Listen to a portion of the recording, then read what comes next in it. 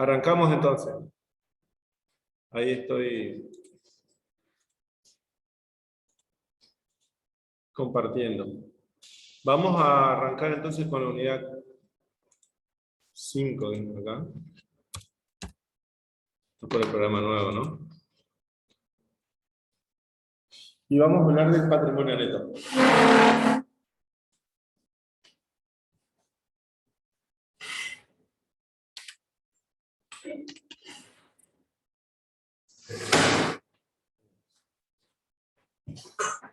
Bueno,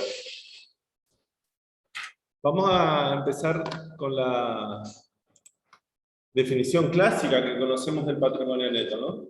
Sabemos que el patrimonio es el conjunto de bienes, derechos y obligaciones que componen los recursos del ente y las obligaciones. Y se denomina patrimonio neto a la diferencia entre el activo y el pasivo.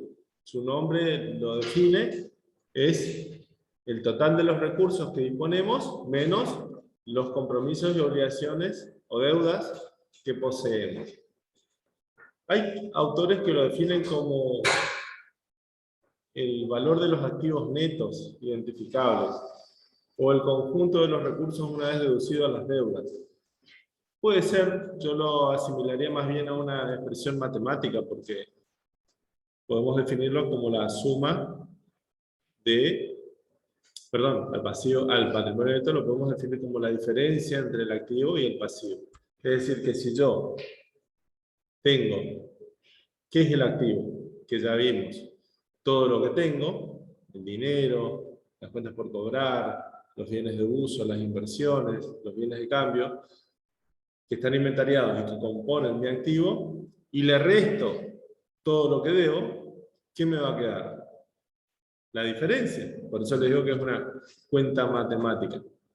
Si lo pensamos en términos de la estructura patrimonial y el principio básico de la igualdad, hago acá para que se vea ahí.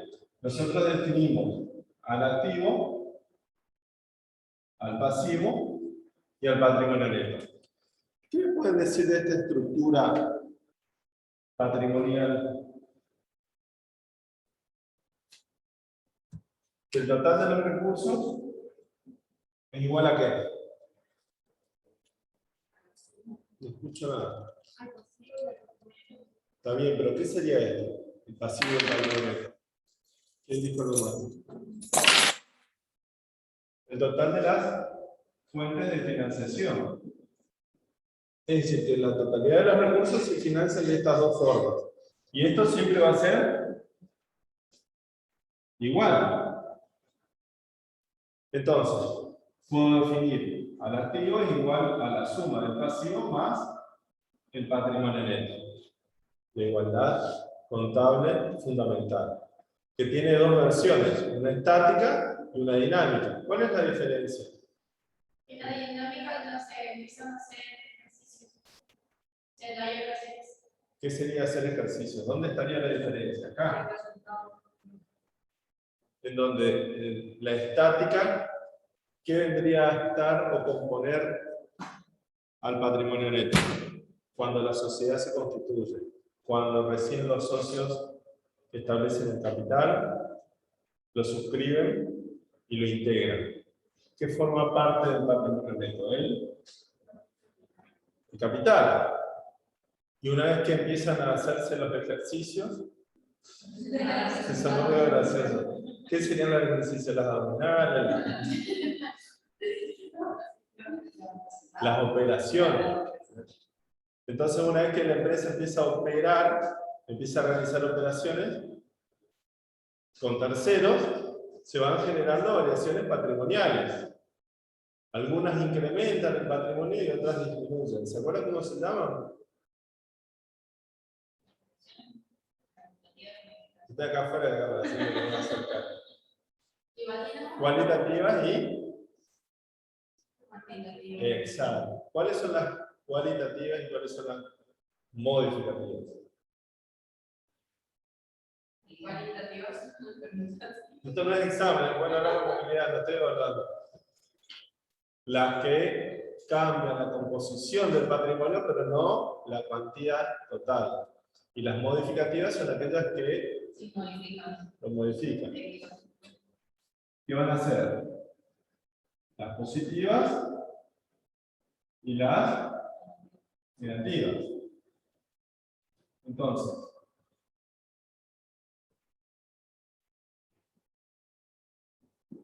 esta igualdad siempre se va a mantener. Si yo paso, a ver, quiero dejar todo lo que está en signo positivo, ¿qué puedo hacer? El activo acá está con signo positivo y acá los resultados negativos los paso para este lado. Van a ser igual a la sumatoria del pasivo más el capital más los resultados positivos.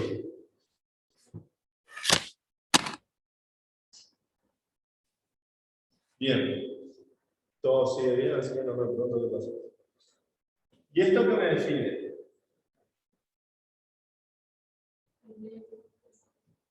La partida. Bien. Pero bueno, nos fuimos a otro tema. A partir de esta igualdad, yo puedo deducir, calcular cuánto es el valor del patrimonio neto y va a ser igual a la diferencia entre el activo y el pasivo. O al activo le resto el pasivo y obtengo el patrimonio neto. Si tenemos en cuenta el principio de universalidad del patrimonio, podemos decir que son aquellos recursos, o mejor dicho, el valor de los recursos que son financiados por los propietarios o aportantes y que se diferencian de los terceros que financian el patrimonio, que son los acreedores, proveedores, pasivos. Bien. Digo esto porque por ahí andan dando vuelta definiciones de que el patrimonio neto es la porción de los activos que corresponde a los propietarios. No existe eso. ¿Por qué? Porque la totalidad del activo se financia con la totalidad del gran pasivo, que es esto que les estoy definiendo. Bueno, a partir de, yo recién les decía las dos versiones de esta igualdad, estática y dinámica, nosotros inferimos que en el momento en que la sociedad se constituye, se define el capital.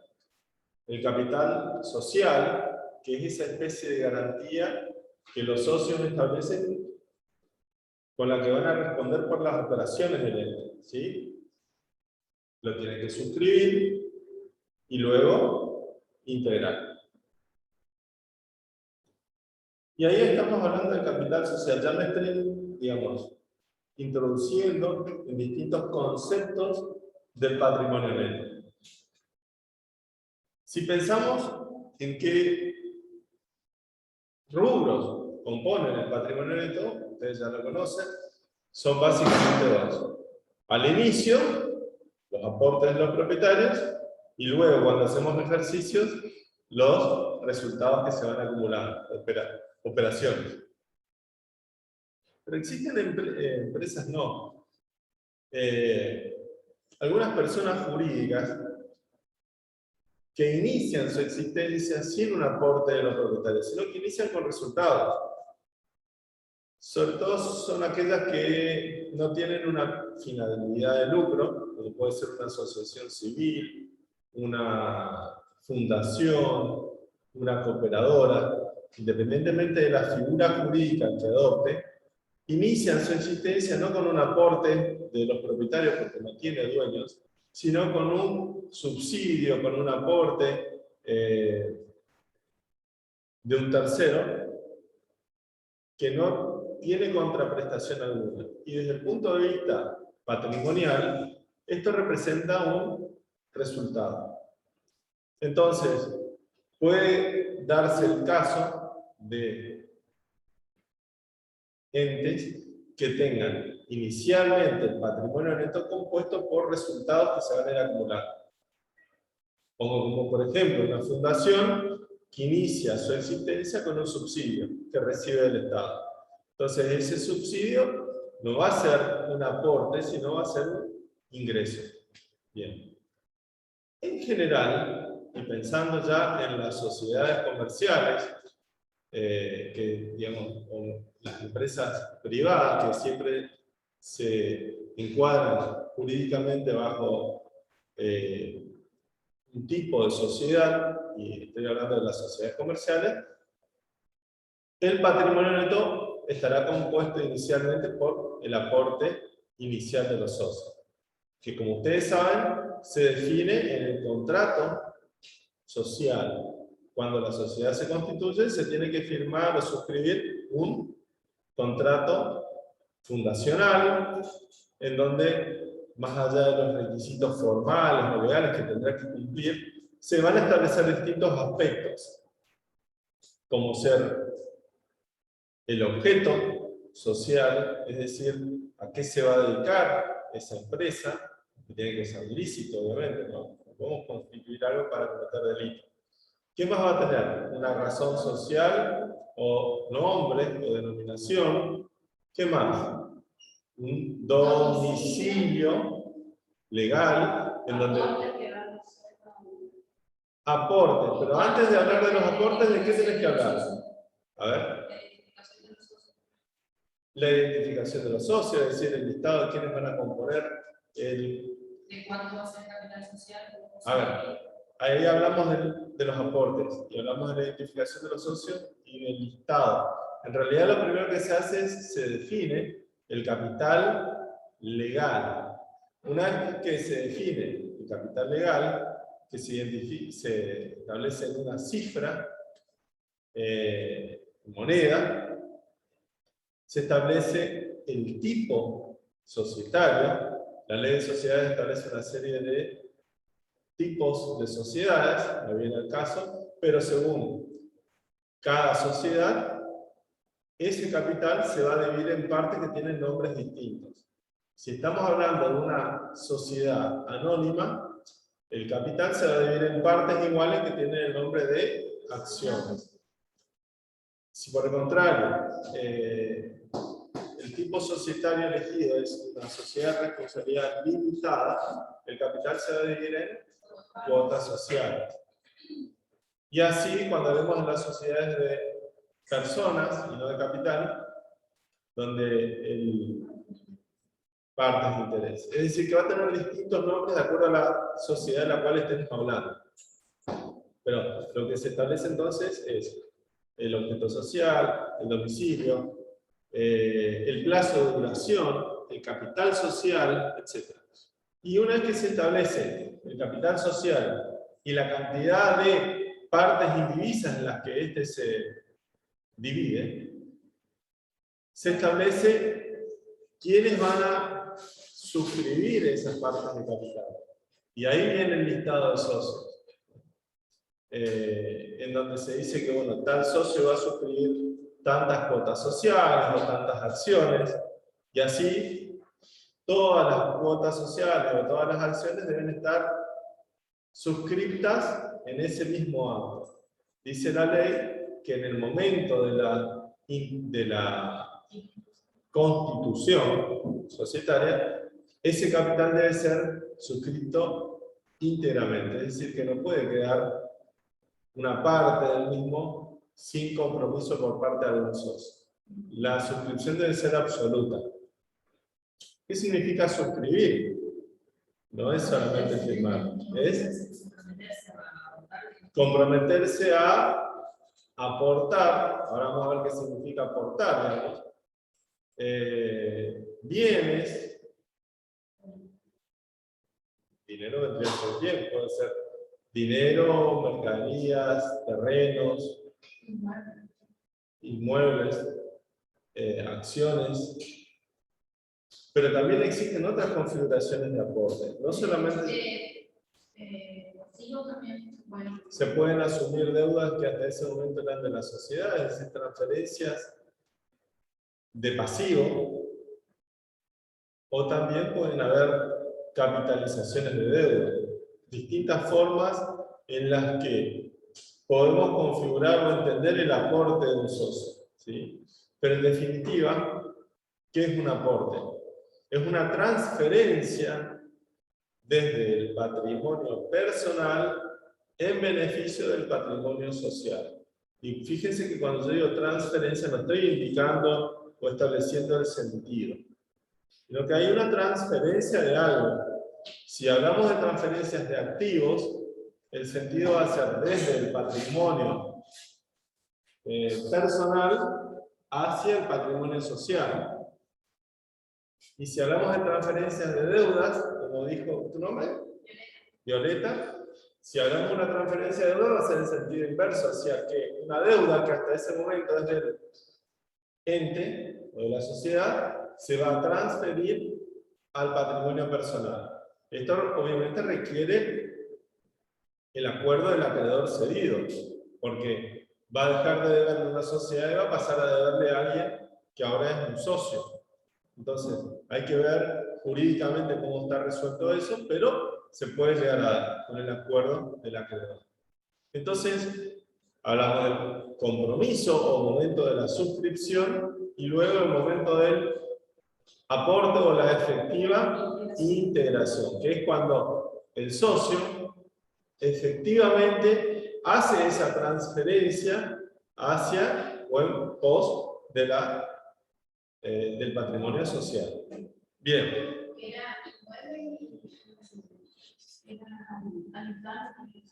Ahí está.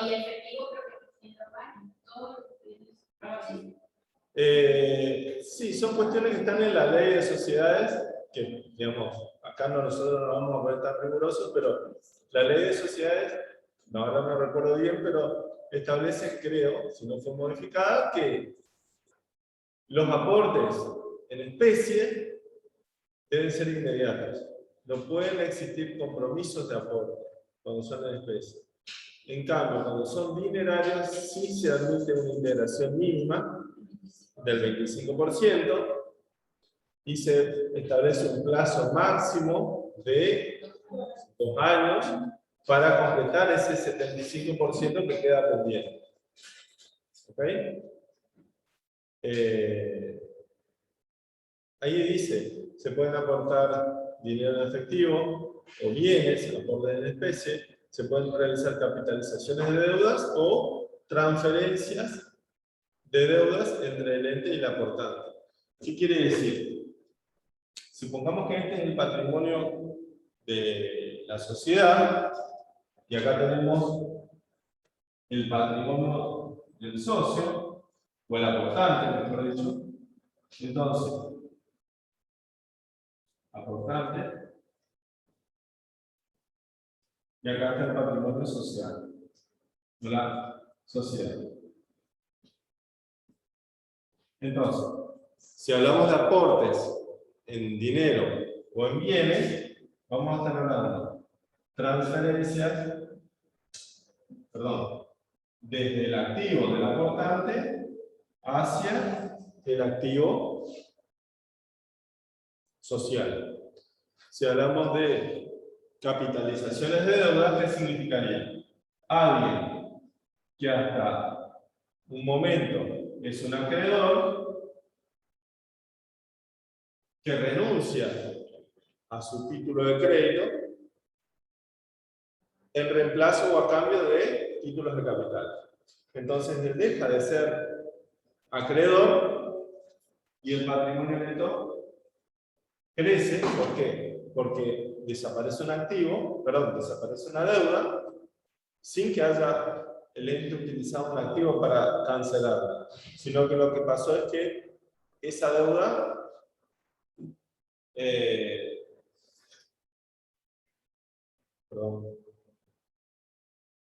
estoy empezando el capítulo de Stranger Things. Esa deuda se capitalizó, entonces pasó a formar parte del capital. Y por último decíamos transferencias de deudas entre el ente y el aportante, en donde, por ejemplo, una deuda que es de la sociedad pasa a formar parte del pasivo del socio. Es decir, que el socio se va a comprometer a cancelar esa obligación, que es cuando yo les digo requiere el acuerdo del acreedor cedido. Entonces, ¿qué va a pasar con el aporte, con el patrimonio del socio?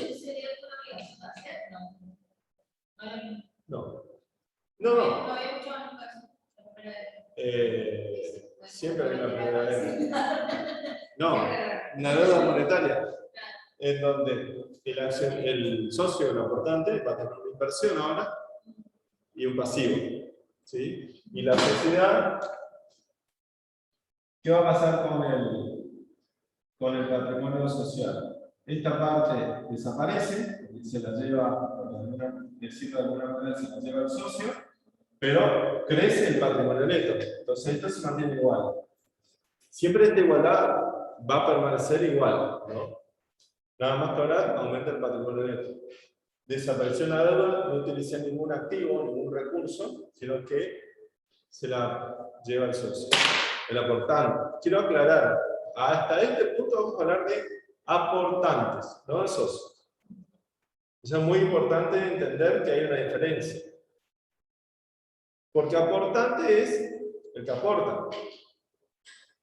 Ahora, esa distinción entre aportante y socio significa que yo, como aportante, puedo convertirme en socio o puedo no convertirme en socio.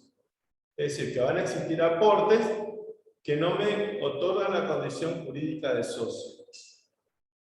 Yo le puedo preguntar a ustedes, ¿y es relevante esa distinción? Y sí, es tan importante como, ahora vamos a ver las condiciones, las consecuencias jurídicas de ser socio, o los derechos y obligaciones que asume un socio, que no son los mismos que los de un aportante o un no socio. Por ejemplo, un socio puede participar en las reuniones sociales, en las asambleas, y uno que no es socio puede. Un socio o que participa tiene derecho a participar en las utilidades, o participa en las utilidades. También tiene la obligación de absorber las pérdidas. Pero un no socio, entonces, es muy importante, porque el aportante es el que puso, aportó. Ahora, si en contraprestación de ese aporte recibió títulos de capital, es socio.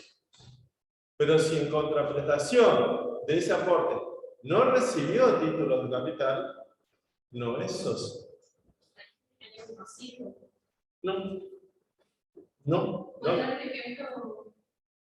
Las primas de emisión, los anticipos irrevocables. Pero los anticipos irrevocables no hacen los socios. Eso va a ser una persona externa. Un tercero. ¿Por qué? Si bien eso me voy a adelantar para explicarle. En general, la decisión de incorporar nuevos socios radica en quién? En los que actualmente son socios. Claro, no puede venir alguien de afuera y meterle más socios a esta sociedad sin el consentimiento de los que actualmente están, ¿no? O sea, la decisión de aumentar el capital radica en quiénes, en los actuales. Ahora, muchas veces, también es cierto de que el orden de incremento de capital, el proceso, no quiero decir natural, porque esto no es natural, es algo jurídico, sino que el proceso normal de incremento de capital sería la decisión que la toma ¿quién? Los socios, no por ejemplo el directorio, los socios. Es el órgano de gobierno. Es el órgano de politivo, sí. Gobierno. Sí, porque la No. El órgano de gobierno es el órgano de administración. No es distinto, es un tema muy importante. A ver, vamos a otro caso. En un país, el órgano de gobierno puede ser el Poder Ejecutivo, nacional, provincial, municipal. Ese es el órgano de gobierno que ejecuta políticas en virtud de un mandato de alguien. ¿Quién le confiere el mandato a ese órgano de gobierno? El pueblo, ¿sí? En donde radica el poder originario, el voto, la voluntad de quién es, del pueblo. En una sociedad pasa algo parecido.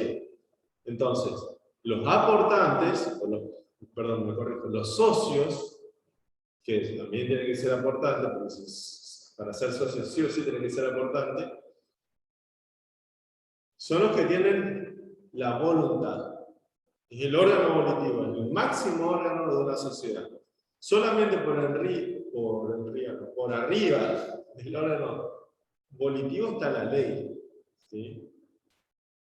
Entonces, ley, la asamblea de accionistas, que es el máximo órgano, y es quien tiene la voluntad.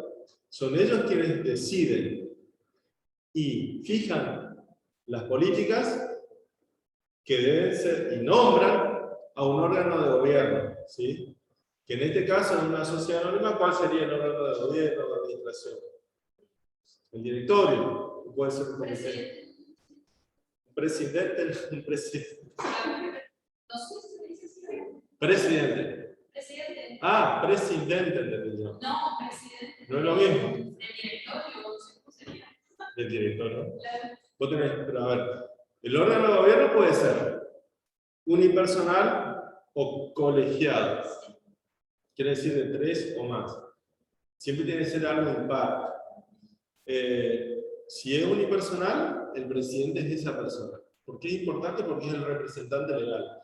Pero ese órgano de gobierno lo que hace es ejecutar acciones que forman parte de su plan de gobierno, ¿sí?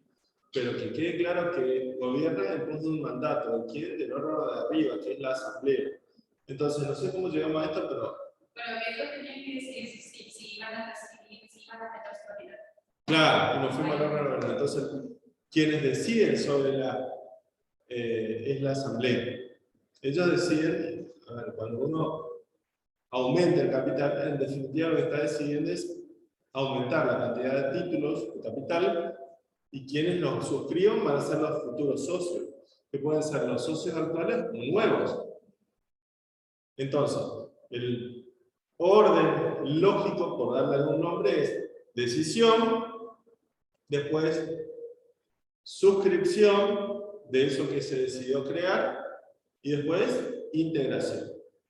Cuando hablamos de integración, ustedes ya saben que es el momento en que ingresa el aporte al ente. Ahora, muchas veces, por cuestiones financieras, por premura, por apuro, por necesidades de fondos, no hay posibilidad de esperar tanto tiempo o de respetar todo ese orden lógico. Necesitamos los fondos inmediatamente y luego resolver los demás pasos. Eso también se hace en la asamblea, o sea, la asamblea decide eso. No. Cuando hay un anticipo irrevocable, lo que ocurre es, primero se integra el aporte, luego se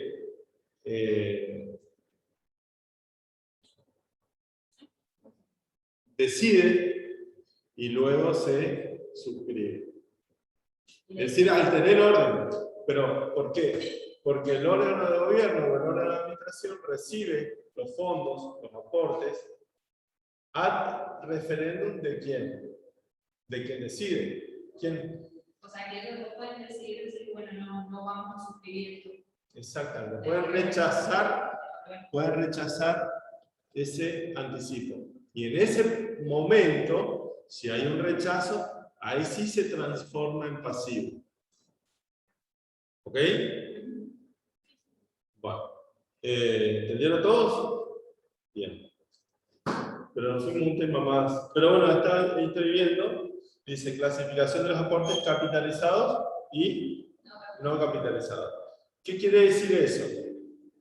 Que van a haber aportes que hayan tenido en contraprestación títulos de capital, son los aportes capitalizados. Por esos aportes, valga la redundancia, el aportante es socio, es decir, tiene las consecuencias jurídicas de ser socio. Ahora vamos a ver cuáles son. Pero hay derechos políticos y económicos. Bien. Bueno, ya dijimos, las acciones son las partes en las que se divide el capital de la sociedad. ¿Cómo es esto? No va a hacerle clic acá. ¿Ahí cambió? Bien. ¿Cómo estamos? A ver, con si es que está. O sea, tengo todo. Ahora tiene que decir grabando. No, yo estoy fuera del ángulo.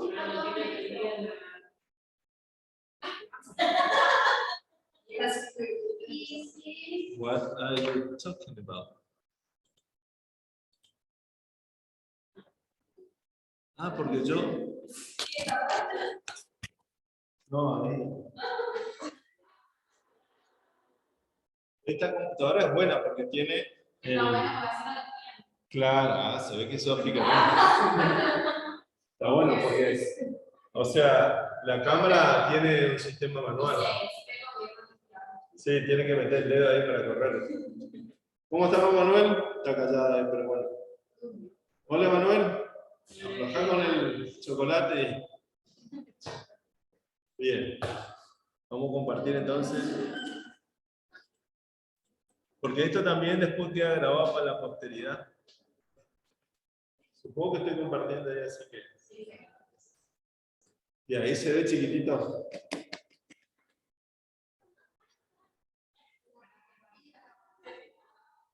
Bravo el fin de semana. Bueno. ¿Escucharon hablar del criterio nominalista? ¿Hablaron con Paulina o con Valeria del criterio nominalista? ¿Qué es el criterio nominalista? Hasta ahí lo vamos a leer esta solución.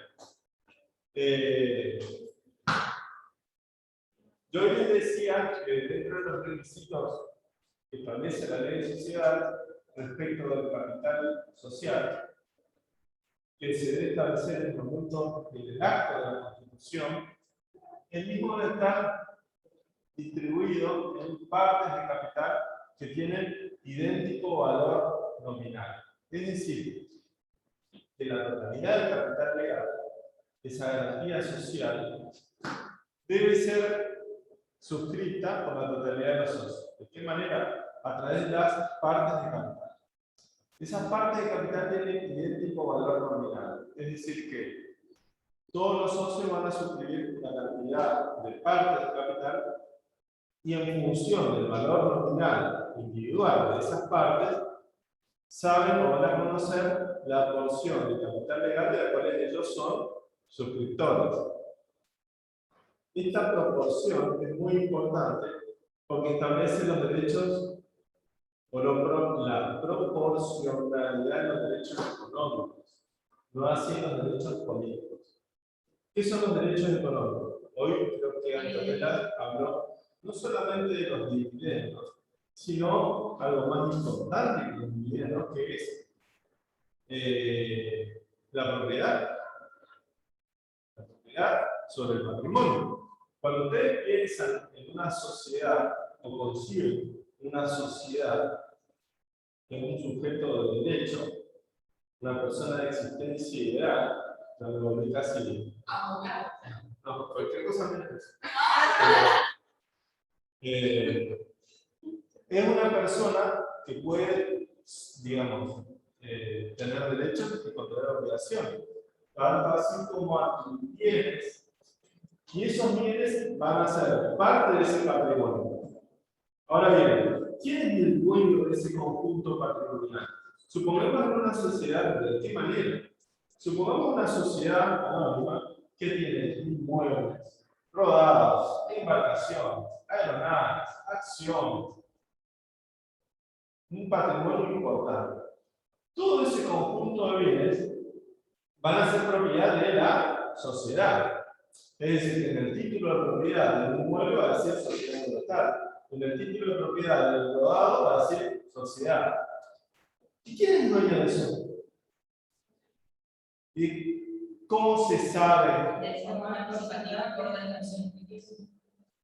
En la proporcionalidad de los derechos económicos. Entonces, por eso es importante este criterio nominalista. Yo les decía que el valor nominal de todas las acciones es igual, no se modifica a lo largo de toda la vida del ente. Entonces, si yo suscribo 10 acciones de 100, no me importa el valor nominal, si yo tengo 10 acciones de 100, ¿cuánto tengo? ¿El 10%? 10 acciones de 100 se están ahogando en un vaso de gracia. ¿Importa? No me importa. ¿Se entiende? Si tengo 50 acciones de 100, ¿cuánto tengo? ¿Puede haber acciones que tengan mayor valor nominal que otras? Entonces, si tengo 15 acciones de 100, ¿cuánto tengo? De 100 acciones. Entonces, yo que soy dueño del 15% de ese conjunto patrimonial. Y ahí viene sí lo que decía Andrea. También tengo derecho al 15% de las utilidades. Y también tengo la obligación de absorber el 15% de las pérdidas y perjuicios. Para todos. Esos son los derechos económicos, donde están los derechos económicos de la propiedad y las utilidades. Cualquier cláusula del contrato que diga algo contrario se tiene como no escrita, no existe. Como un club que allá no existe. Yo no digo nombres. Ahora sacas sus dedos. No, No de nombre. Bien, entonces, no, perdón, no quiero o sea, que la proporcionalidad económica se tiene en cuenta en función de la proporcionalidad del capital social suscrito. ¿Qué importa la cantidad de acciones o parte del capital que yo suscribo? Entonces, si yo suscribo tantas acciones del capital, debo integrarlas. Eso es una cosa, que es la proporcionalidad de los derechos económicos. Ahora, después están los derechos políticos que emanan de la condición de socio. Algo que no les dije, pero que es importante. Fíjense que recién hablábamos de aportantes que no son socios, o aportes que no toman la condición de socio. Bueno, todo esto de lo que estamos hablando, un aporte que no tiene contraprestación título de capital, y no me toca todos esos derechos. O sea, yo como plata, pero no soy dueño de nada, no tengo derecho a nada. ¿Se entiende la diferencia? Bien. ¿Qué son los derechos políticos? ¿Qué es eso? Y eso que Yo no sé. A ver. o tener por ahí, poder tomar la decisión. Yo tengo entendido que pueden haber dos tipos de acciones. Por ejemplo, la acción A y la acción B. Cuando diga la acción A vale 5 votos y la acción B vale 5. Bueno, pero Entonces aquí tiene estamos más hablando capacidad de de voto votos. Votos son para tomar decisiones. son unidades de voluntad en un conjunto de voluntades que conforman el total de los votos posibles. ¿Sí? ¿Cómo se toman las decisiones en una sociedad? Bueno, por una asamblea puede ser aquí, para acá, agarramos de voltear, de la flor ganaste y pongo mi decisión. ¿Así? No. ¿De qué? De voluntades.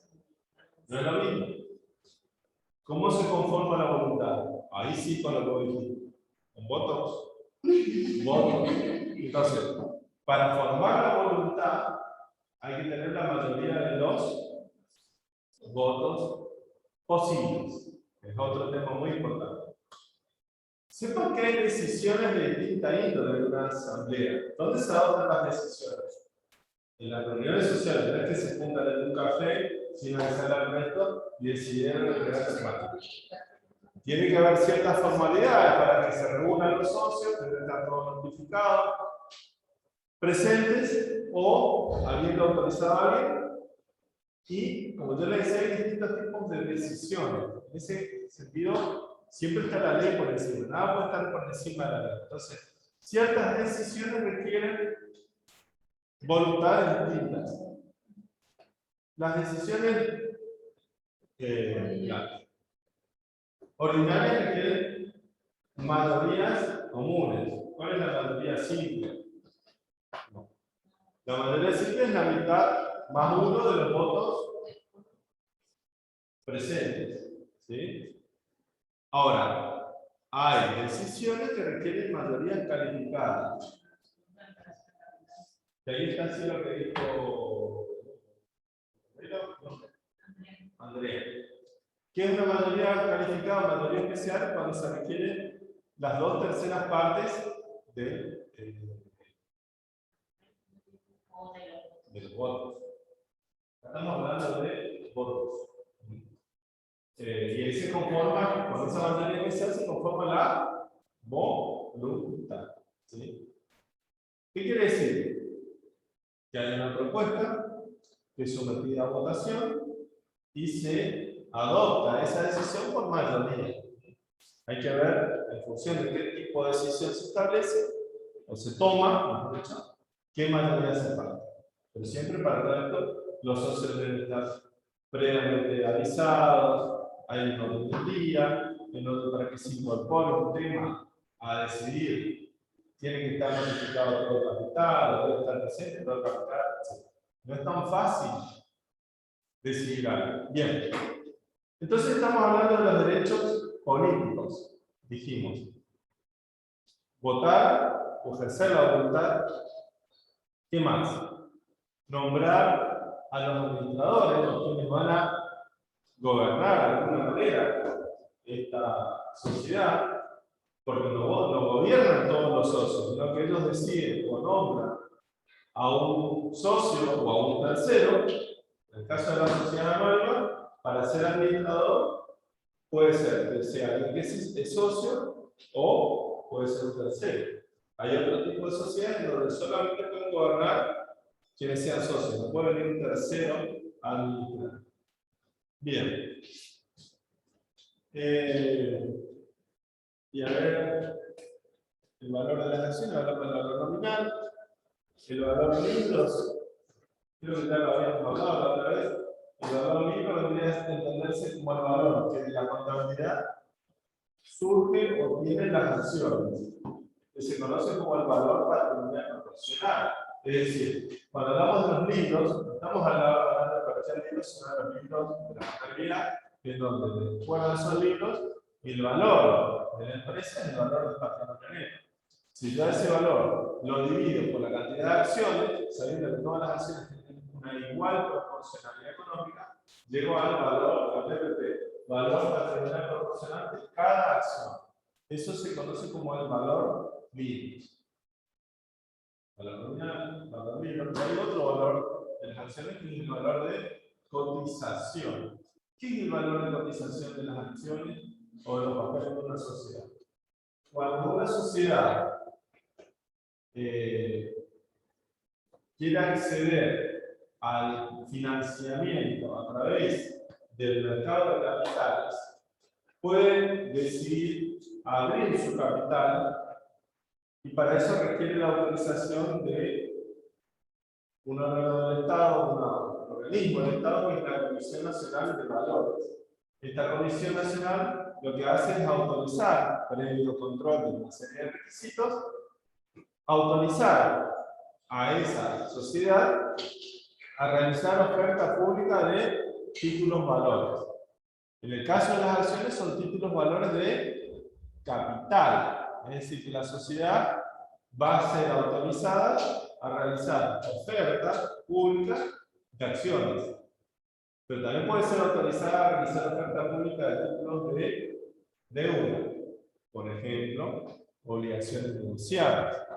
Entonces, es una autorización para colocar esos papeles en los mercados de valores donde se ofrecen estos títulos valores. Del juego de la oferta y demanda de las acciones, o sea, entre quienes compran y quienes venden, surge la cotización diaria. Y ese valor es el valor de cotización de las acciones. Exactamente. En el recinto de la bolsa funciona el mercado de valores y para poder intervenir en el mercado de valores, un agente de bolsa tiene que tener acciones del mercado de valores. Con esas acciones del mercado de valores, uno es un agente de bolsa. ¿Qué hace el agente de bolsa? Oferta pública de títulos valores. Se puede ofertar y comprar a nombre propio de terceros títulos valores. Entonces, cuando uno quiere ir a comprar acciones, ¿qué hace? Va a un agente de bolsa, generalmente los bancos son agentes de bolsa, es decir, tienen acciones en el mercado de valores, y uno le pide al banco las acciones de las empresas que realizan oferta pública en ese mercado de valores. ¿Se entiende? Eso sería el valor de cotización. Entonces, cuando la sociedad, en este caso volvemos a hablar de la sociedad que emite acciones, emite las acciones por primera vez, es normal, como el patrimonio no está compuesto por otras cosas que el capital, que esas acciones sean emitidas al valor nominal. ¿Sí? Ahora bien, cuando la sociedad empieza a operar y va acumulando resultados, el patrimonio neto se va incrementando. Si los resultados lo incrementan, el patrimonio crece. Si tiene pérdidas, disminuye. Pero también, como consecuencia de la inflación o de las variaciones de precios, ustedes saben que los aportes de capital deben ser medidos en términos constantes, es decir, considerando el efecto de la pérdida de poder adquisitivo de la moneda, es decir, se reexpresa. Entonces, el patrimonio de un ente siempre va a ser considerado en términos constantes, siempre va a ser medido en términos constantes. Ustedes ya saben que el valor nominal de las acciones no se va a modificar por esa razón. Entonces, ante una nueva emisión de acciones, nos vamos a encontrar con un desfasaje de valor entre el valor que fijara la acción al momento de la emisión y el valor de esta nueva emisión. Es por esa razón que cuando se hacen emisiones de capital, lo más probable es que el valor de la emisión sea un valor superior que el valor nominal. Es decir, que quienes suscriban esa nueva emisión de acciones van a suscribir acciones por un valor de emisión superior al valor nominal del capital del cual se vuelven suscriptores. Esa diferencia entre el valor nominal del capital que suscriben y el valor total de la emisión de acciones que suscriben se conoce como prima de emisión. Es un exceso sobre el valor nominal del capital que suscribo para completar el valor de lo que suscribo. Y la prima de emisión vendría a ser un aporte que voy a integrar, pero por el cual no voy a recibir acciones. Voy a recibir un talón que se llama prima, y es un aporte no capitalizado. No forma parte del capital. Es lo que yo les decía. Quiere decir que si yo suscribo una acción a un valor superior de su valor nominal, solamente voy a participar en el capital por el valor nominal de lo que suscribo. Lo demás es prima. Y alguien me podría preguntar, ¿pero eso es injusto? No. ¿Por qué? Porque la proporcionalidad en el capital de esta acción nueva que yo suscribo o de la acción inicial que se suscribe cuando la suscribo es la misma. Ambas acciones tienen igual proporción en el capital. No puede haber una proporción distinta. Entonces podríamos preguntar, ¿por qué van a tener distinto valor esas acciones Porque la acción que se suscribió cuando la sociedad se constituyó, hoy va a tener derecho a todas las utilidades que se hayan generado desde este momento hasta hoy, y además va a tener derecho a toda la revalorización en términos de poder adquisitivo hasta el momento actual. Que esta acción que hoy se suscribe se equipara. Entonces, ¿cuál es el fundamento por el cual una acción tiene un valor superior que el valor nominal que ostenta? Justamente, equiparar los aportes de igual valor nominal que se realizan en distintos momentos. ¿Ok? La acción inicial tiene derecho a todas las utilidades que se hayan originado y vengado entre aquel momento y el presente y que no se hayan distribuido, más la reexpresión de sus aportes o la restitución del poder adquisitivo. Y esta acción va a tener el valor nominal equivalente y la diferencia que va a ser la prima. Entonces la prima en ese caso está compensando todo lo otro. Un caso raro sería la emisión de acciones a la par. Es decir, que podría darse si en el patrimonio no hay utilidades y si estamos en un contexto de estabilidad de precios, donde los aportes en distintos momentos no tengan un reconocimiento de poder adquisitivo.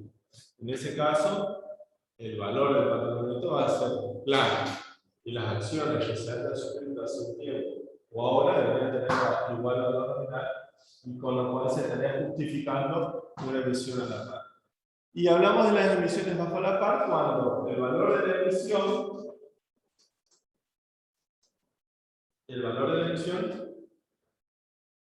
de las acciones se ubica por debajo del valor nominal que se emite. Y esto hay veces que se da cuando una sociedad viene mal o viene en un contexto desfavorable, o por razones de mercado el precio de esas acciones está muy castigado, está muy bajo. Entonces, en esos casos no va a existir ningún incentivo de reconducción societaria si no se le permite a la sociedad hacer una capitalización. El problema está en que se está aumentando la garantía social en mayor medida de los ingresos genuinos de aportes que está teniendo el ente. Por eso que para que esta emisión pueda realizarse, tenga que tener una autorización especial del órgano de control estatal, ¿no? Por ejemplo, si las acciones de una sociedad tienen un valor muy bajo, tan bajo que está por debajo del valor nominal, y la sociedad necesita hacer una emisión de acciones para recibir aportes, el valor de cotización de las acciones opera como un tope, como un techo. Supongo que el valor nominal de una acción es 100 y cotizan en bolsa a 80. ¿Ok? Si ustedes quieren suscribir acciones de estas nuevas acciones de esta sociedad, ¿van a suscribir acciones a 100 o van a ir a la bolsa y van a comprar a 80? Lo que pasa es que tenemos que suscribir así porque tiene que tener el mismo valor nominal. ¿Anda a la bolsa y comprar a 80? Entonces, si no se le autoriza a hacer una emisión en esas condiciones, se la está condenando prácticamente a muerte de esa sociedad. No se va a poder capitalizar. Entonces, en esos casos se le autoriza a hacer una emisión de acciones a un valor inferior que debería ser 80. ¿Qué significa esto? Quiero que lo entiendan. Que se está aumentando la garantía social del patrimonio, va a crecer a 100 pesos por acción. Pero ¿cuánto es lo que va a ingresar genuinamente por cada acción? ¿100 u 80? Y entonces la diferencia, ¿qué va a ser? Sí, pero ¿qué representa? ¿Cómo harían ustedes el asiento contable? Vamos a pensar en una sola acción.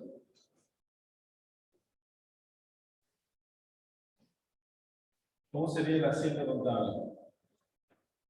Cuando se suscriben acciones, ¿qué accionistas?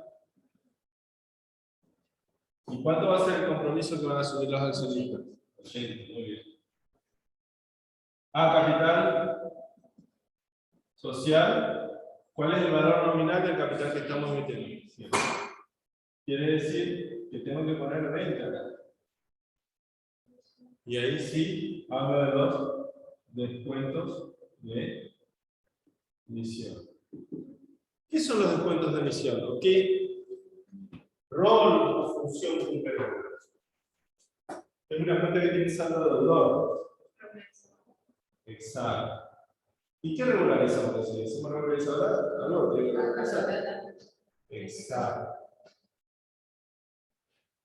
Quiere decir, por ejemplo, que si en el futuro estas acciones reciben dividendos, antes de recibir los dividendos, ¿qué van a hacer?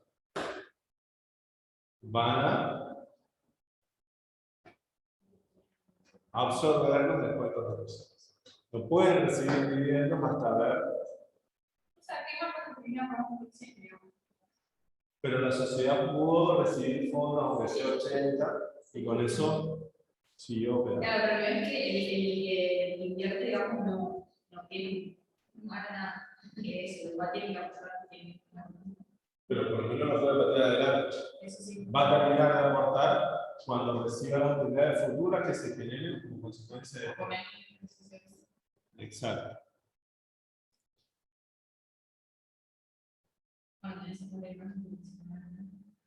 Bien.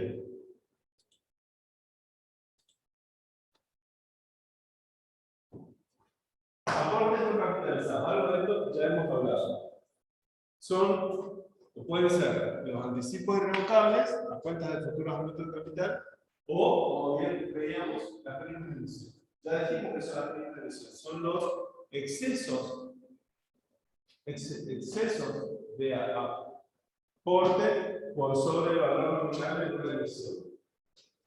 Ahora, los anticipos irrevocables, que también hablamos, se da cuando yo les dije hoy, no tenemos tiempo o hay apuro de recibir fondos y todavía no tenemos la decisión del órgano que tiene la voluntad o la decisión, que tiene que tomar la decisión. Entonces, ¿qué ocurre? Se reúne el órgano de administración, el directorio, 3 personas, 5 personas, el directorio, y está ante un potencial socio. Quiero aclarar que este anticipo irrevocable es un aporte que está haciendo o los socios actuales o un socio nuevo, no sabemos, puede ser cualquiera. Pero ese aportante no lo hace en calidad de préstamo, por eso es irrevocable. Porque si vamos a suponer que ustedes son la sociedad, yo soy el aportante nuevo. Si yo hago un anticipo, aporto, ¿sí? Le doy la plata, una transferencia financiera. Plata. Vamos a suponer que el órgano de administración es Antonella, ¿tu nombre? Andrea. Y ella decide, bueno, che, tengo que recibir plata, la carta de este cheque bonito, el cheque que pueda aportar. ¿Sí? Pero falta la voluntad del resto de los integrantes de la sociedad, todos ustedes. Entonces ellas van a recibir el anticipo del chico bonito, ¿sí? Yo no les estoy prestando plata a la sociedad, sino que estoy poniendo un anticipo que es irrevocable. Quiere decir que no les puedo llamar a y decir, che, devuélveme la plata. No. ¿Qué documentación recibe usted?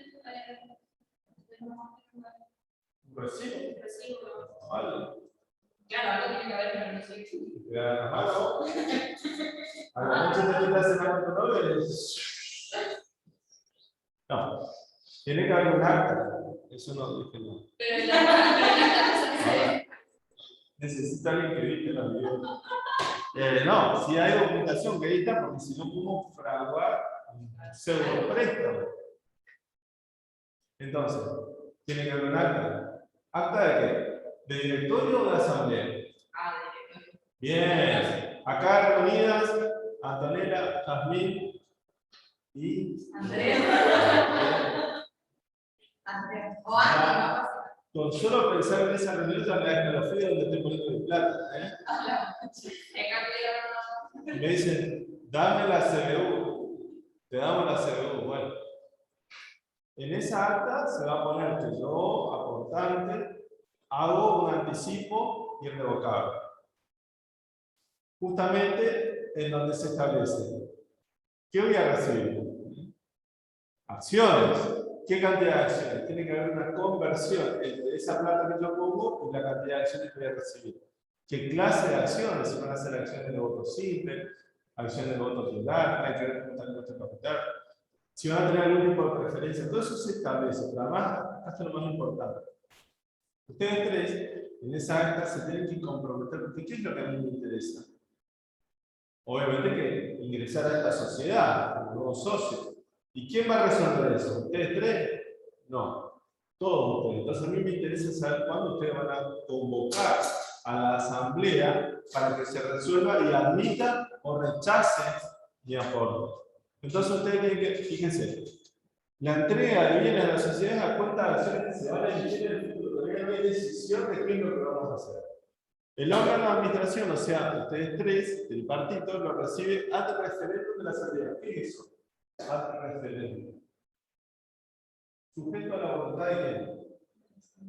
La asamblea. Al momento del aporte todavía no hay decisión. ¿Quiénes tienen la decisión? El futuro de la asamblea. Debe existir un plazo. A mí no es que me van a decir, che, bueno, dan una plaza, traemos nosotros que llamamos para la asamblea. No. En 15 días vamos a convocar a la asamblea para que resuelva. Entonces, se deben establecer las condiciones de la futura emisión, bla, bla, bla. ¿Sí? Eso está todo en la bibliografía. Pero en esa asamblea, cuando hago el aporte, ¿qué asiento se va a hacer? Si hay una transferencia bancaria, banco, cuenta corriente, a anticipo irrevocable, a cuenta de futuros aumentos. El nombre que quiera. 6 millones de pesos.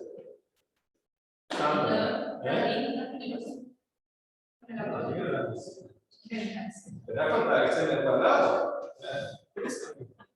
Bueno, entonces, ¿qué tipo de cuenta es al anticipo irrevocable? A ver, atrás. Patrimonio neto. Y dentro del patrimonio neto, aportes de los propietarios, capital o aportes no capitalizados. Todavía no. Aportes no capitalizados.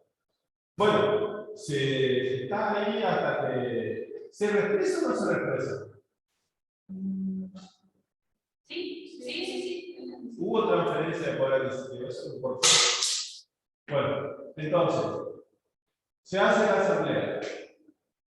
La asamblea puede hacer dos cosas. O que sí, o que no. Corta la voz. Entonces, si dice que sí, está decidiendo que emitir acciones. Va a emitir acciones. Y en ese caso, ¿qué asiento vamos a hacer? Anticipo irrevocable a capital social, a primos de emisión, a ver qué pasa. Y si dice que no, ¿qué hacemos? Anticipo irrevocable a acreedores. Y ahí paso a ser un pasivo. Exactamente. Bien. Bueno, ahí hemos hablado entonces de los aumentos de capital, cuando se producen emisiones de acciones. Pero también puede ocurrir que haya reducciones de capital, que sería el paso inverso, es decir, cuando yo achico el capital. Entonces, ¿por qué razones puede ser que tomemos decisiones de achicar el capital? Así como cuando la sociedad se constituye ese capital, cuando la sociedad cumple con su plazo legal o con el objetivo, con el objeto social para el cual fue creada, ¿qué pasa? Bajamos la persiana, terminó la fiesta. Suelves y limpias. El orden de los factores Sí, es muy importante. A ver, ¿es lo mismo disolver que liquidar? No. ¿Es lo mismo un metro de tela de encaje? No. Ay, bueno. El orden de los factores no altera el producto. Sí, Bien. Entonces, cuando la sociedad se disuelve, ¿qué significa? ¿Qué es lo que se disuelve? Un cargo, el contrato. Entonces, ¿cuál es el orden? Tarea para lograr. Pero bueno, puede ser por reducción de capital o por disolución del contrato social. Puede ser, según la reducción de capital puede ser real o efectiva o contable. Ya que los contadores o los contables son mentirosos, ¿no? Porque si real es una cosa y nominal contable es otra, es la no real la contable, ¿no? Qué feo. Ahí sí. Bien. O según la decisión, de dónde proviene la decisión de achicar el capital, puede ser voluntaria, es decir, que emana de la voluntad de los accionistas, o obligatoria. Es decir, que ¿quién está arriba de los accionistas? Hoy lo digo. La ley, exactamente. A ver. Para absorber pérdidas. Cuando hay pérdidas, yo les dije que cuando hay pérdidas, ¿qué se tiene que hacer? ¿Cuál es el destino de las pérdidas? Se absorben. Sí, porque ustedes no se la van a llevar a casa. Queremos dividendo de la un buen chiste. Reducción voluntaria para absorber pérdidas. Fíjense, acá hay algo bastante importante, pero que define mucho. Vieron que cuando nosotros hablamos del patrimonio neto, hablamos de dos grandes rubros: aportes no propietarios y resultados acumulados. Estamos hablando del género, no de la especie. El género son los resultados. Mira, claro, porque yo podría decir, ¿cuáles son las dos especies dentro de ese género? Si estamos hablando de electricidad acá. Claro, mujer. Entonces, ¿por qué no podemos decir dentro del patrimonio ganancias acumuladas? Por algo lo decimos.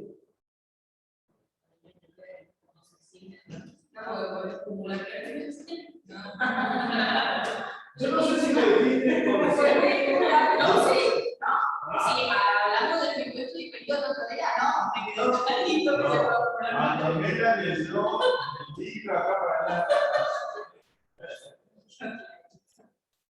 Es muy cierto lo que dice, absolutamente. El patrimonio neto puede funcionar dentro de ciertos márgenes con aportes de los propietarios y pérdidas acumuladas. Obviamente que lo normal es que sean excedentes acumulados, es decir, que el patrimonio vaya creciendo a partir de los aportes y los excedentes que se van acumulando. Pero si esa no es la suerte, ¿con qué lo vamos a encontrar? Con aportes y pérdidas acumuladas, dentro de ciertos márgenes o límites. Superados esos márgenes o límites, la ley obliga a absorber esas pérdidas. Por eso es que hablamos de resultados acumulados.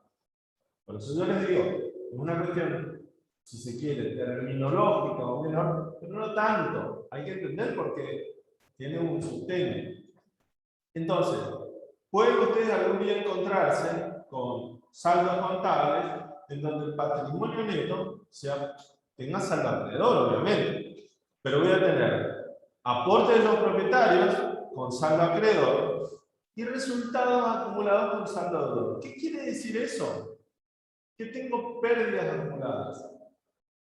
Y que en tanto y en cuanto no supere la mitad del capital, se pueden trasladar. Porque en el futuro puede haber ganancias que las meten, que las compensen. ¿Se entiende? Ahora, si las pérdidas acumuladas se van acumulando y pasan la mitad del capital, ahí hay que absorberlas obligatoriamente. No hay decisión posible. Ya una cosa, si nosotros tenemos reservas de cualquier tipo, corporativo, y tenemos pérdidas, ¿es obligación absorberlas o también podemos acumularlas? Porque no se puede explicar. El estatuto puede establecer procedimientos contables para absorberla. ¿Qué está por encima de todo? La ley. ¿Qué dice la ley? Artículo 206, que es obligatorio. Fíjense ahí, después lo buscan. Es obligatoria la reducción de capital para absorber pérdidas cuando estas alcanzan el importe definido por la totalidad de las reservas y el 50% del capital. A partir de ahí te obligan. Ahora, yo me pregunto, ¿cuál es la finalidad de mantener reservas si ya tenés pérdidas? Yo las compensaría y solamente dejaría las pérdidas acumuladas. ¿En qué cuenta? Resultados de ejercicios anteriores. ¿Se entiende? Porque ¿dónde empieza toda esta película? En un asiento de refundición de cuentas de resultados, que es el último asiento o el anteúltimo asiento del año, en donde determinamos un quebranto. Ese quebranto va a ser supuestamente resuelto o tratado por la próxima asamblea. Entonces, la asamblea es la que va a decidir supuestamente qué hacer con ese quebranto. Es cuestión de los socios todos. A ver, ustedes como profesionales que intervienen, digamos, la parte contable, la profesionista, van a decir, ¿qué opina el contador, la contadora? Primero van a decir, bueno, hay que absorberlas. Y se pueden mantener, no haría falta reducir el capital siempre que las pérdidas residuales no sean superiores a la mitad del capital. La pregunta es, ¿qué capital? ¿El capital legal o el capital expresado?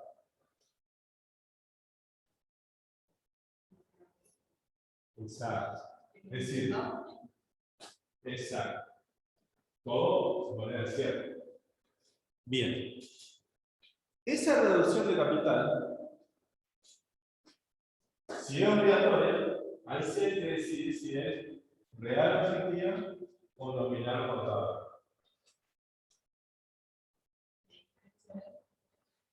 Si toco la cuenta capital legal, a ver, pongo un ejemplo.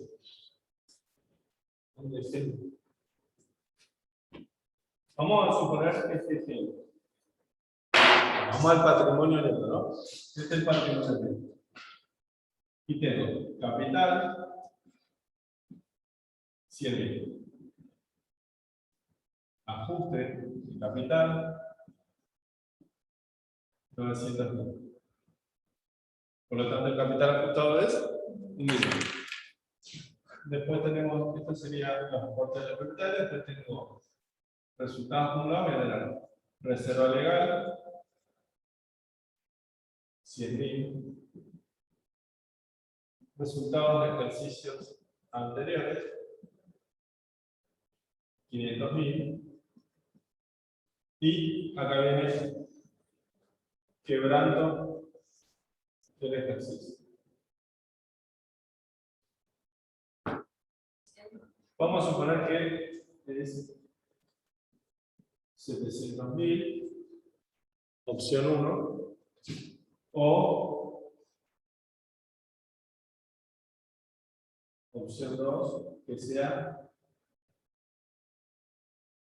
1.200.000. Como dos ejercicios distintos, ¿eh? Entonces, acá tengo 1.000.000 más, acá tengo resultados previos del quebranto por 600.000. 700.000. Quiere decir que el patrimonio neto previo al asiento de resolución de pérdidas y ganancias era de 1.600.000. Se determina el resultado en 700.000, quiere decir que el patrimonio neto va a ser de 1.600.000 menos 700.000, 900.000. ¿Bien? ¿Cómo me va a quedar el patrimonio neto una vez que yo haga la compensación esta? Estos 700.000, ¿con qué los voy a absorber? Con resultados de libre disponibilidad. 500, me van a faltar 200. Compenso con las reservas, me van a sobrar 100 de pérdidas acumuladas. Y bueno, en ese punto, ¿qué puedo hacer? Resultados de ejercicios anteriores. Va a tener un saldo deudor, que en este caso, como estamos hablando de patrimonio neto, salud, le pongo el signo contrario, bueno, va a quedar ahí. Entonces yo, después de hacer esta compensación, voy a quedar así. ¿Y por qué lo puedo hacer? Porque una vez que las pérdidas acumuladas ocuparon o consumieron los resultados de libre disponibilidad, la totalidad de las reservas, me quedaba 100.000. 100.000, comparado con el capital, es el 10%. Entonces, no es obligatoria la absorción de pérdidas. Si no es obligatoria, puedo mantener las pérdidas acumuladas. Es decir, que al inicio del ejercicio siguiente, el patrimonio neto va a arrancar con una pérdida acumulada. Por eso es resultados acumulados. Aquí estamos acumulando pérdidas. Si no, no tendría sentido, vuelvo a repetir, llamarlos resultados. Pongámosle ganancia acumulada. Y no, acá está el ejemplo. Supongamos que la asamblea decide absorber esas pérdidas, no obstante. Aclaré que no es obligatorio, pero voluntariamente deciden absorberlas. Bueno, tenemos que decidir si la reducción es,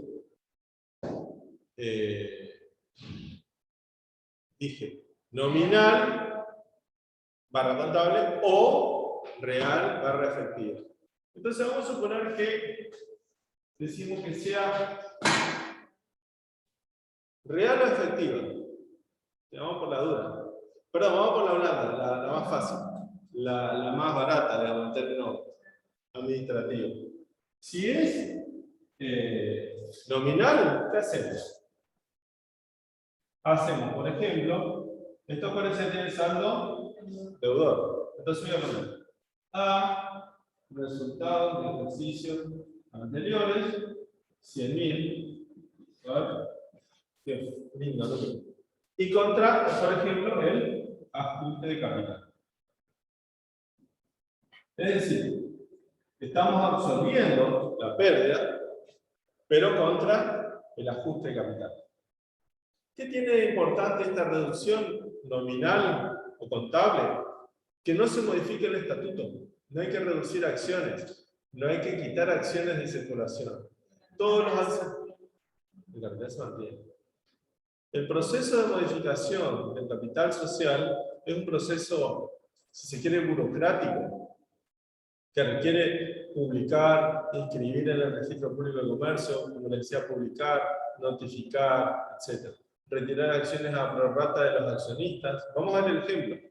Supongamos que decimos no, vamos a hacer la reducción real. Entonces esa reducción real tiene que ser a prorrata de las tenencias accionarias. No sé si prorratear las tenencias accionarias. Entonces, ¿cuánto es la pérdida? 100.000. ¿Cuánto es el capital? 1.000.000. ¿Qué relación hay? Un 10%. Quiere decir que lo que voy a hacer es a todos los accionistas les voy a quitar el 10% de sus tenencias accionarias. No le puedo quitar algo a uno y nada a otro. ¿Se entiende? Entonces, ¿qué voy a hacer? Capital, 10.000, ajuste de capital, 90.000, a resultados de ejercicios anteriores, 100.000.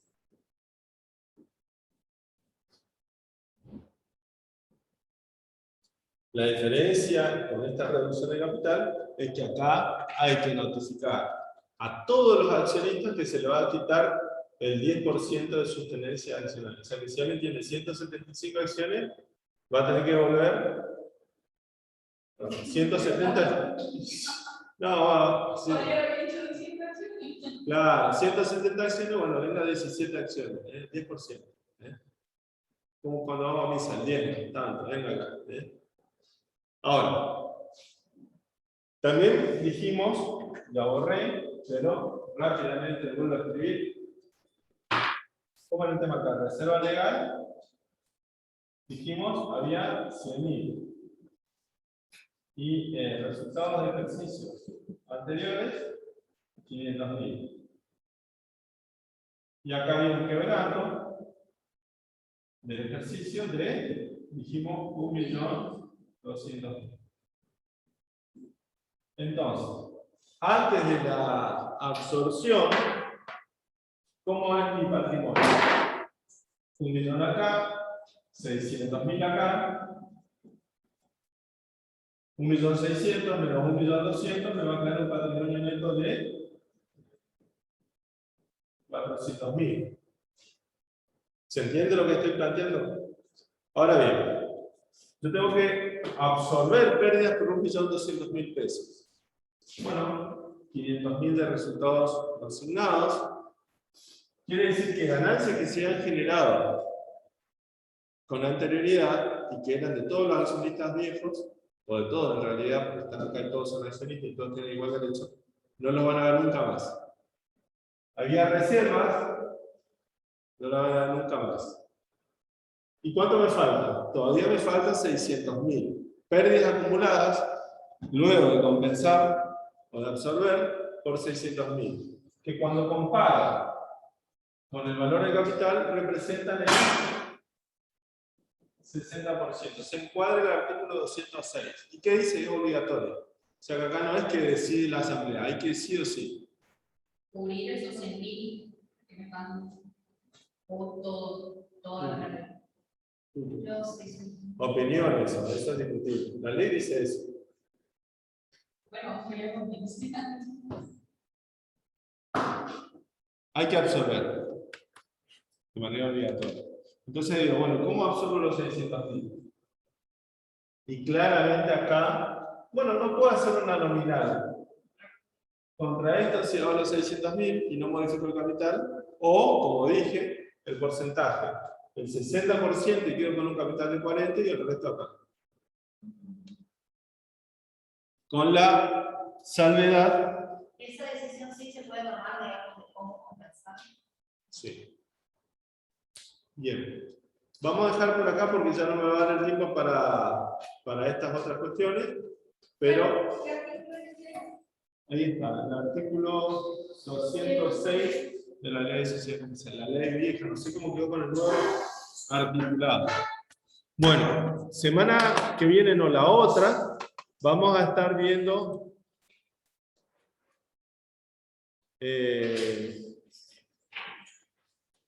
resultados acumulados. ¿Sí?